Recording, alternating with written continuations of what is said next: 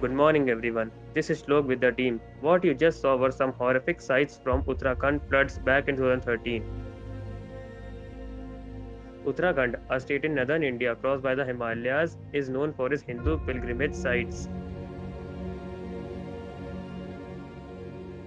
Uttarakhand has highly varied topography with snow covered peaks, glaciers, deep canyons, rolling streams, beautiful lakes, and a few patches of dusty plain in the south.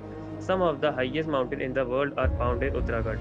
This topography also makes Uttarakhand prone to natural disasters like floods, which are common in Uttarakhand. The team represents a short documentary on Uttarakhand floods. Throughout, we will see the causes, the after effects, and how this problem can be solved.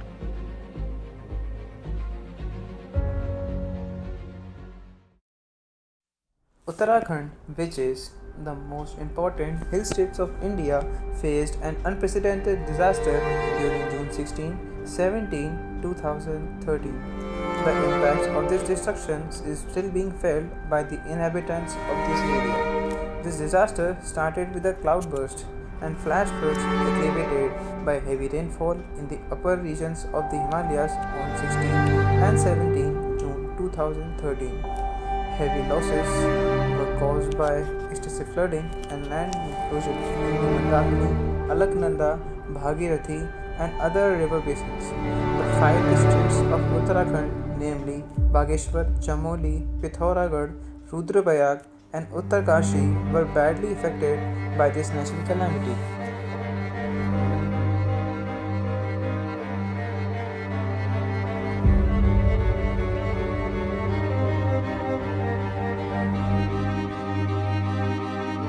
The famous environmentalist and disaster expert Sri Chandi Prasad Bhatt had cautioned Mrs. Indira Gandhi, the then Prime Minister of India, about the future disaster which would occur in this region due to the environmental degradation and careless attitude of people. Disaster happens when we do something stupid. The scientists cited numerous reasons for Uttarakhand floods such as glacial lake outburst, cloud outburst, and climatic changes. Since 2002, Uttarakhand, where Ganga originates, has been on a drive to build hydropower projects.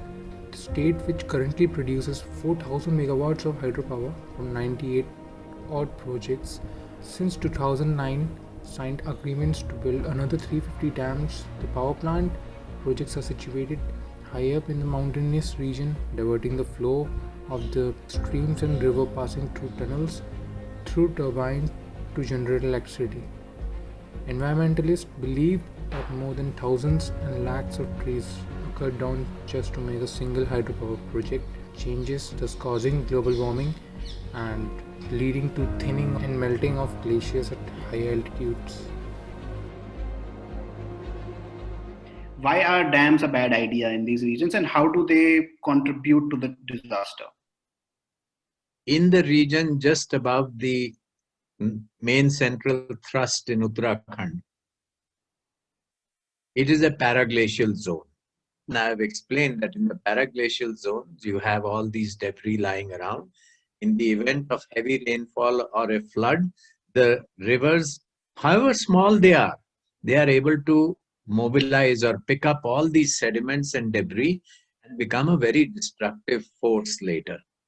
Now, you take this particular case, the stream that brought the sediments down into the Rishi Ganga is probably no more than 10 or 15 kilometers long, the Ronti Gard. Yeah, these are small streams, but the sediments are so much, so massive, and so much material is there, and that's what adds to the potential energy of the. Why is it said that dams should not be constructed in these? Because, as I said, in these paraglacial zones, every barrier to the flood is going to be destroyed. And each time that destruction takes place, you can imagine it, there's a burst of energy. And that burst of energy is able to push the solid mass lying on the bed of the river further ahead. And therefore, the solid mass in the river continues to build up. And since these are areas with high slopes, high bed slopes, the movement acquires a lot of energy until the bed slope reduces. We saw exactly the same thing in Vishnu Prayag Dam. That's why that project was demolished.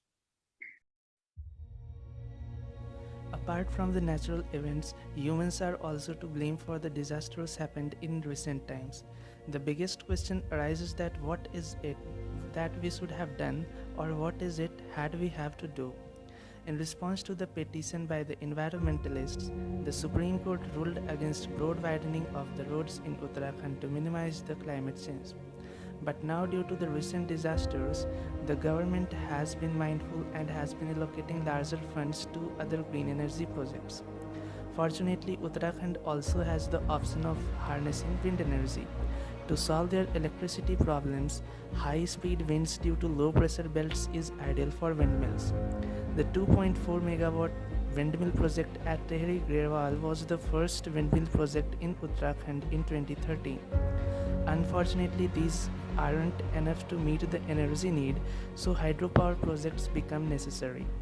But to minimize the loss of property and life both, preventive measures and disaster management preparations should be made a priority. Experts are stressing on a holistic approach to deal with climate crisis and treat mitigation, adaptation, and loss and damage as a continuum of a response to climate crisis. If we don't mitigate in time adequately, which means we will see more disaster and we will have to put more efforts and resources in adapting to those climate impacts.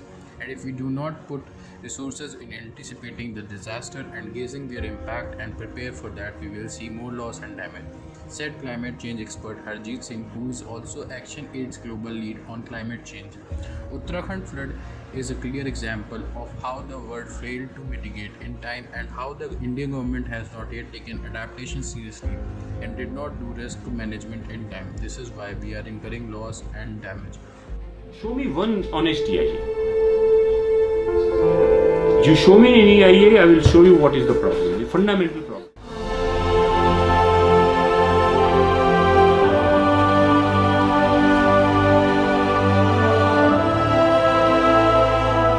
%100% renewable energy really must be the goal. Really must be the goal. It spreads out.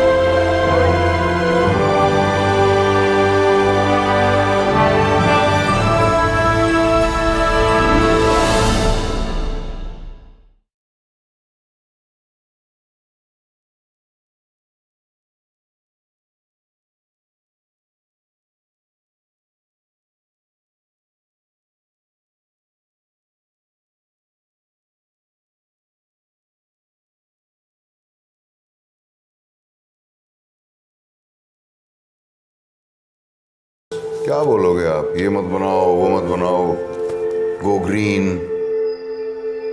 पिछले 2-3 साल पहले बोला उन्होंने कि हमें खेत दे दो यहाँ। The impact of dams on fish is something we've absolutely not studied. We don't want to go there.